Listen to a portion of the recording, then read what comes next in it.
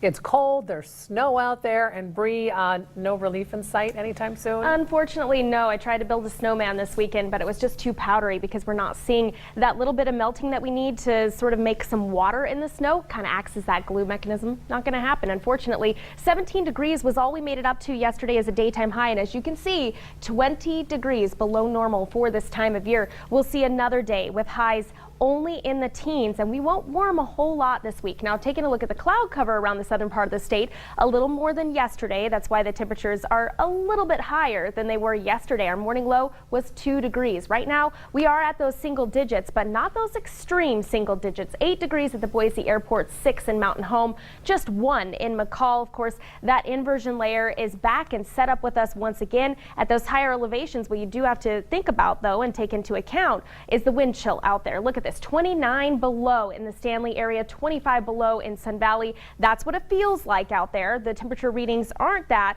but yes, if you have any exposed skin, that's where you're going to have your problem. Frostbite, hypothermia can set in minutes. And when the temperatures are this cold in the Treasure Valley down into the single digits, if you can, possibly bring your pet inside or make sure that they have somewhere warm that they can take shelter. And we will see a little bit of cloud cover increase from the north because of a low pressure system that is to our north. Most of the precipitation associated with that system, though, remaining in the panhandle today and possibly into tomorrow. We could even actually see some snow flurries here in southwestern Idaho in the valley locations tomorrow morning. We are seeing that high pressure that's going to keep us fairly dry, very, very chilly temperatures. But here in the valley, of course, it's kind of like what happened a couple weeks ago where we saw that inversion layer set up, a little bit of cloud cover that gave us flurries down in the valley, but they weren't seeing them up at Bogus.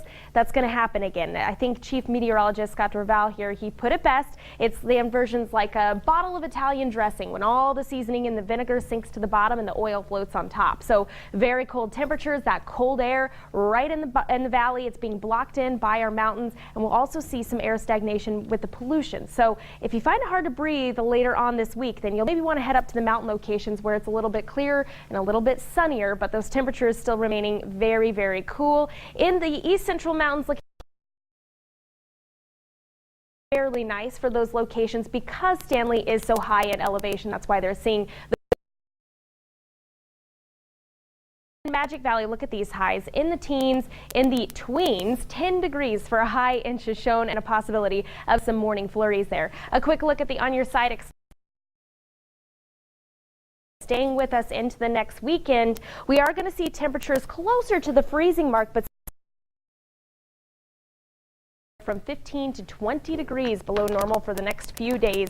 You can just plan on bundling up. But hopefully with that inversion, we do see some of that sunshine breaking through. So that's what I'm crossing my fingers for, because it does make it feel a little bit nicer out there, like it was yesterday. It does, and over the weekend I saw the sun, and it wasn't much warmer. I took a step outside and realized that, but yeah, it felt warmer in the house, I guess, just it wasn't gray. Yeah. I don't know. And it was nice to put the sunglasses on in the car. Yeah. There you go. Yeah, see, I broke out the sunglasses.